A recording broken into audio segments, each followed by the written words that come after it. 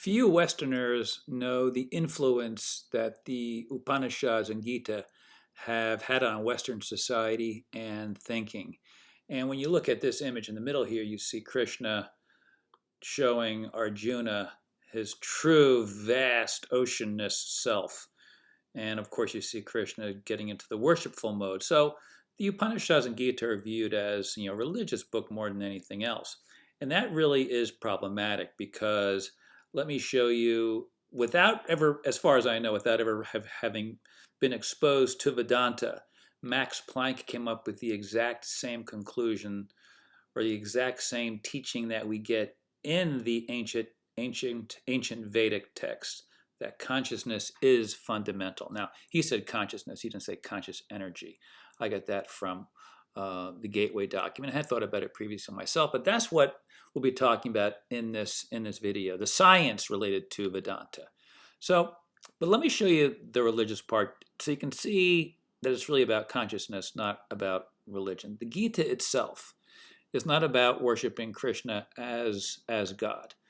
The Gita is about Krishna teaching Arjuna to take over the reins or the mind of his mind-body complex. So the reins that Krishna is holding, where he's now steering the horses, he's going to pull this horse from going to its right back to the center. He's going to pull this horse from going to the left back to the center. So the horses represent our senses. That's what the horses represent. Now our situation is that we think that we are our bodies and senses. This is the story in the Gita. That we believe, we true selves, believe that we are our body-mind complexes and our senses. It's us. So we, believing that, we do not keep our hands adequately on the reins or on our mind, and our horses run wild, causing all kinds of problems. Look at the world today. No matter if you're a lefty or a righty, horses, the mind is running, or the senses are running things wild. So the purpose of the Gita is not to, the story of the Gita is not to invite Krishna in to drive your chariot for you.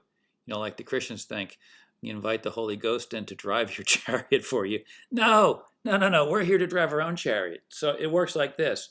We're like this, and right now with our horses, minds, senses running us wild, just think towards obesity.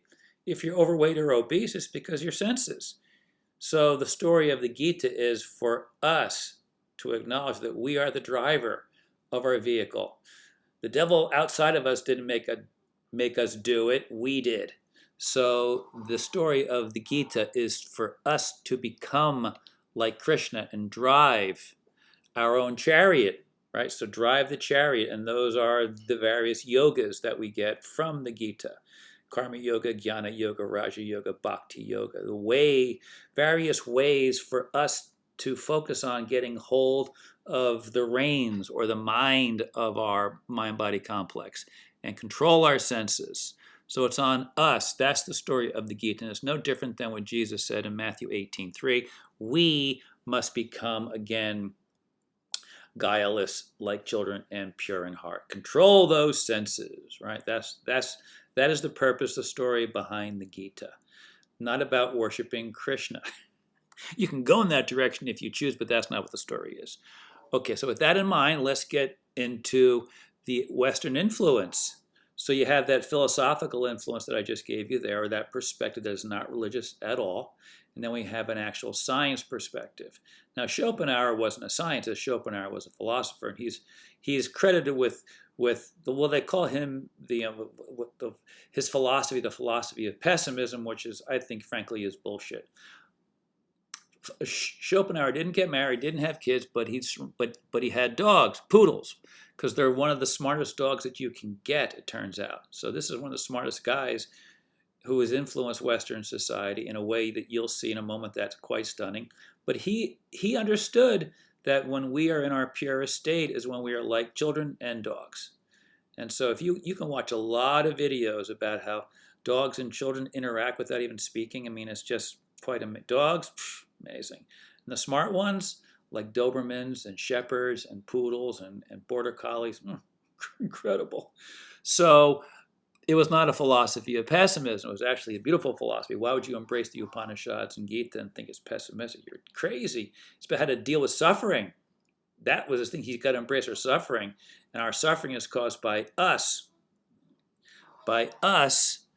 giving ourselves to false beliefs and material desires and thoughts. So the Gita was read regularly by Schopenhauer. What are we told? He kept it by a table by his bedside and was also impressed by the Upanishads, calling them the highest human wisdom, stating that the Upanishads are the solace of my life and will be the solace of my death, because the Upanishads alert me to the nature of our true selves. That's not a very pessimistic philosophy, is it? Who did he influence? The great Erwin Schrödinger and Niels Bohr and Werner Heisenberg, who followed up after Max Planck, who said that consciousness is fundamental. So because of the work of Planck, Bohr, Heisenberg, and Schrödinger, we have our modern conceptualization of quantum physics and the quantum entanglement that was beautifully discussed in the Gateway document written back in 1983, where you can see the absolute consciousness or conscious energy extends outside of the material dimension, within the clicked out dimensions where near-death experiencers go, and the time-space continuum, the ion that we are currently in. You can see here, time-space. So this is Upanishad related. If you appreciate the Upanishads, you can appreciate quantum mechanics. Now that's quite astonishing. You can go from 2025 appreciation of quantum mechanics and go back 2000, however long BC, we got the oral tradition that then became written down as the Upanishads. So Atman equals Brahman. What does that mean? Now, you don't want to think soul God. You can, but that just makes it religious, and it just takes us out of the realm of logic and reason and a scientific mindset. So this is what the way to look at this. Atman is not Brahman, but Brahman is every Atman.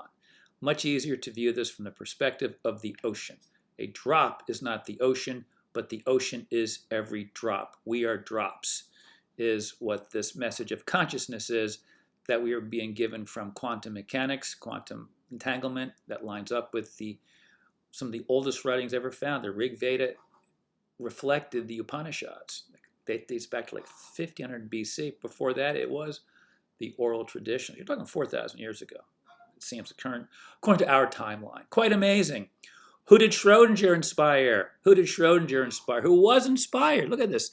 Schrödinger significantly inspired by the Upanishads. It's quite amazing, quite amazing. So Schrödinger inspired Watson and Crick. Both Watson and Crick were deeply inspired by Schrödinger, who was deeply inspired by Schopenhauer.